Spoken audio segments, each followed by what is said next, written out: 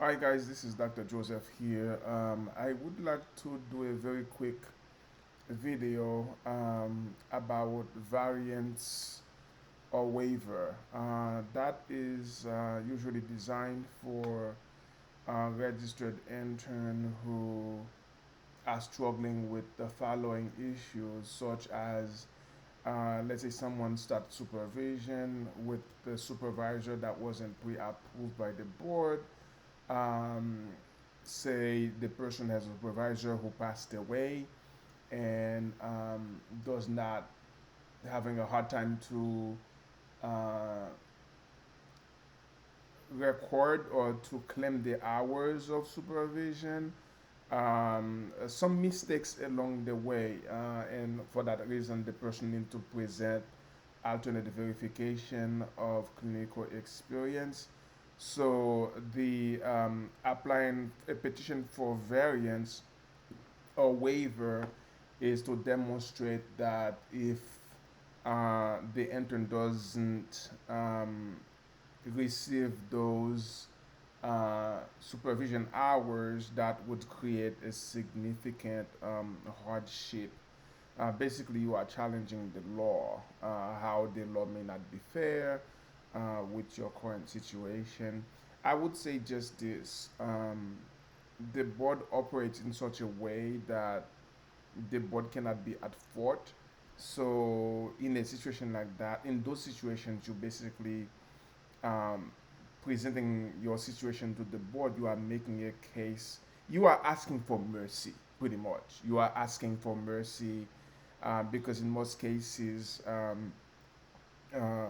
the registered intern are at fault because you have to have your supervisor approved by the board before you can actually continue, because you can start supervision with the supervisor. So a lot of time interns go and start supervision with a supervisor without receiving approval from the board. So in such cases, you just appear before the board to ask for mercy, and in many cases, the board actually grant permission to accept those hours that were not accumulated under an approved supervisor by the board. So in the case where you apply for a variance or a waiver, there is a website.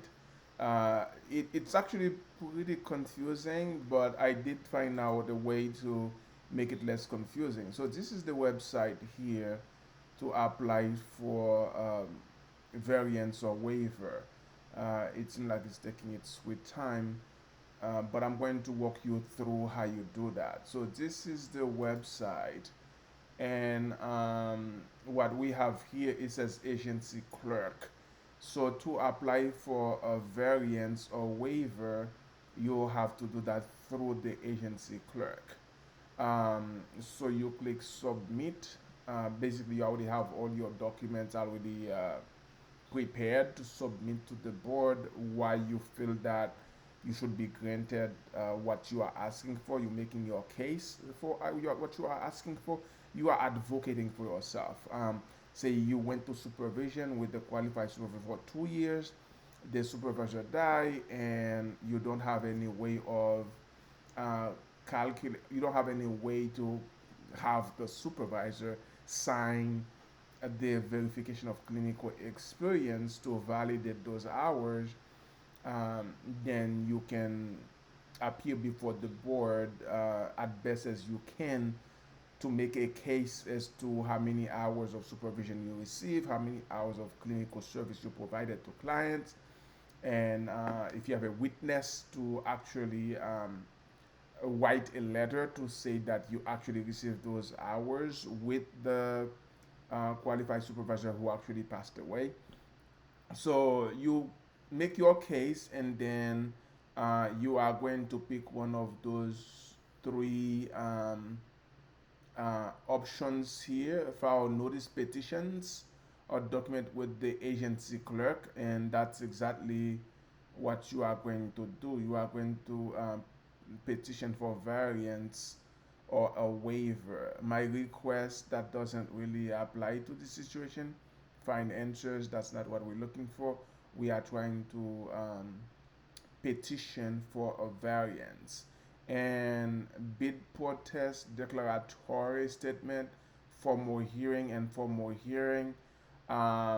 Rule challenge and variance or waiver, which is what we want. So we click here, and then if you didn't have an account, you have to create an account. So I already created an account.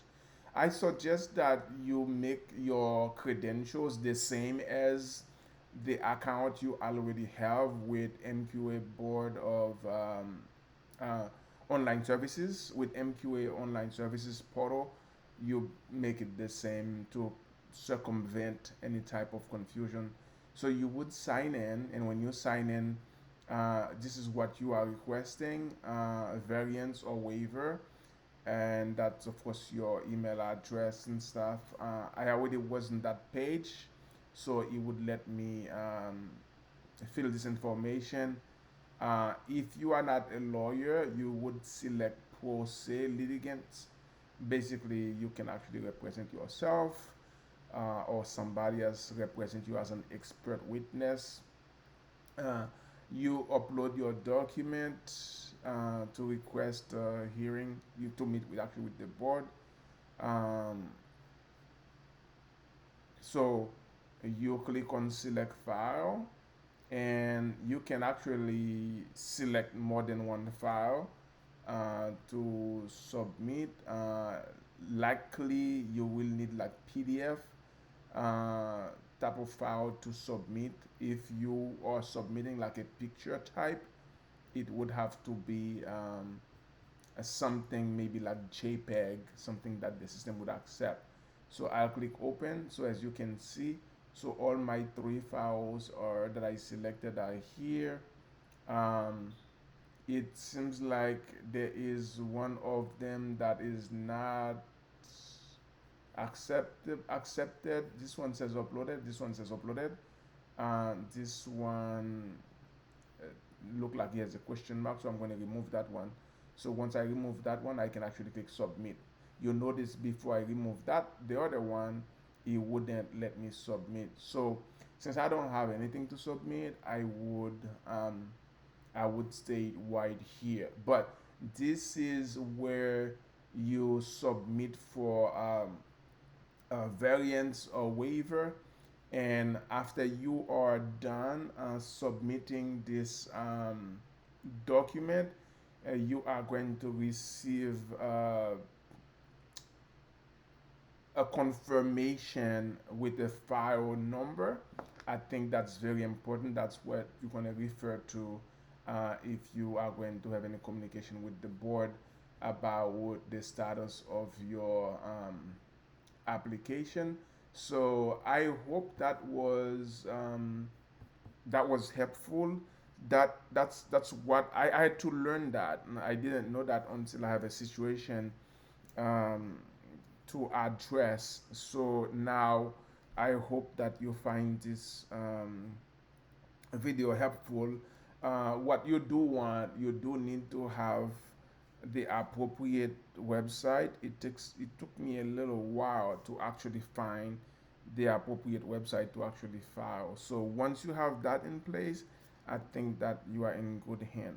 So the process is that I guess uh, the board will follow up with you to see if you are going to appear before the board to make your case, and then the board would make a decision if whatever you are asking for is granted or not. Thank you very much.